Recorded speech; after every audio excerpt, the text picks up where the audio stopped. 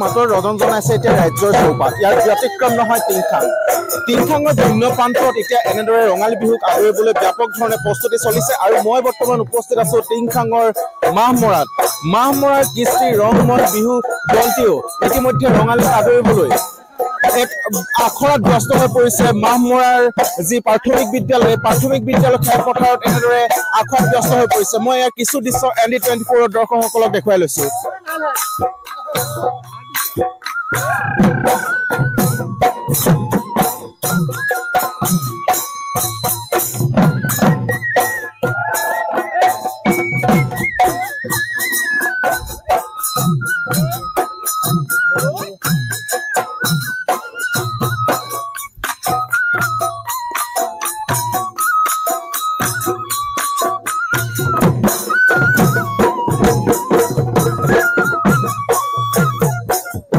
আৰু বাপুতিহাহৰ ৰঙালী বিহুৰ যিমানে দিন চমু চাপি আহিছে সিমানে এতিয়া যেন ব্যস্ততাৰ অন্ত নাইকিয়া হৈছে ডেকা গাভৰু গাত। আৰু মই এই ৰংমন বিহু দলটি কৃষ্টি ৰংমন বিহু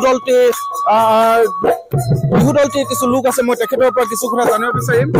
হয়, কেতিয়াৰ পৰা এনেদৰে আখৰাত ব্যস্ত হৈ পৰিছে আপোনালোকে এই চেনেলৰ যোগেদি অসমবাসী ৰাইজলৈ আগন্তুক ৰঙালী বিহুৰ শুভেচ্ছা জ্ঞাপন কৰিছোঁ। আপোনালোকৰ শুভেচ্ছা জ্ঞাপন কৰিছোঁ। আমাৰ ইতিমধ্যে আখৰা আৰম্ভ হৈ আছে। আমি 27 মাৰ্চৰ পৰা আখৰা আৰম্ভ কৰিছোঁ।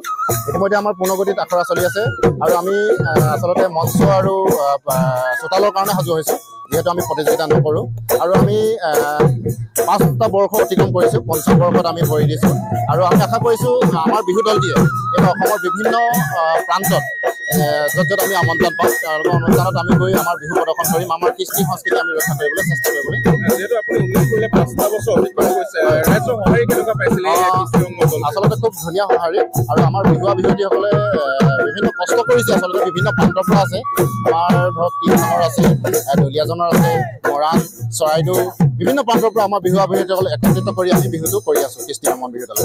হয়, আৰু যিহেতু ইয়াত আখৰা চলি আছে, দলটিয়ে নিজে আখৰাত ব্যস্ত হৈ পৰিছে নে কোনো লোকে? হয়, এটা কথা আমি ক'ব লাগিব। আচলতে যিহেতু এটা স্ক্ৰিপ্ট কৰা হয় আৰু এই স্ক্ৰিপ্টটোত আচলতে আমাৰ নাচনী যিসকল নাচ মানে পৰিৱেশন কৰিছে, এই নাচনীটো কোৰিঅ'গ্ৰাফ কৰিবৰ কাৰণে আমাৰ এগৰাকী খুব সুন্দৰ প্ৰশিক্ষক আমাৰ মাজত উপস্থিত আছে। চৰাইদেউ জিলাৰ সাপেক্ষেতি চিন্ময় কোঁৱৰ, আমি নাম ল'ব লাগিব। তেখেতে খুব কষ্ট কৰিছে। আজি 4টা দিনত আমাৰ নাচনীসকলক খুব কষ্ট কৰি আচলতে দি আছে আৰু আমাৰ নাচনীসকলে যথেষ্ট কষ্ট কৰি তেওঁৰ পৰা শিকিবলৈ চেষ্টা কৰিছে আৰু বিহুৱা বিহুৱতীসকলেও যথেষ্ট কষ্ট কৰি তেখেতৰ পৰা শিকিবলৈ চেষ্টা কৰি আছে। আৰু এনেদৰে এতিয়া ঢোল পেপাৰ মাতৰ ৰজন জনাইছে টিংখাঙৰ বিভিন্ন প্ৰান্ত আৰু এতিয়া মাহ মৰাটো এনেদৰে কৃষ্টি ৰংমন বিহু হুঁচৰি দলে তেওঁলোকে অন্তিম আখৰাত ব্যস্ত হৈ পৰিছে কিয়নো হেঁপাহৰ ৰঙালী বিহুলৈ মাজত মাথো কিছুদিন বাকী আছে আৰু এই অন্তিমখনত তেওঁলোকে এতিয়া এইদৰে ব্যস্ত হৈ পৰিছে।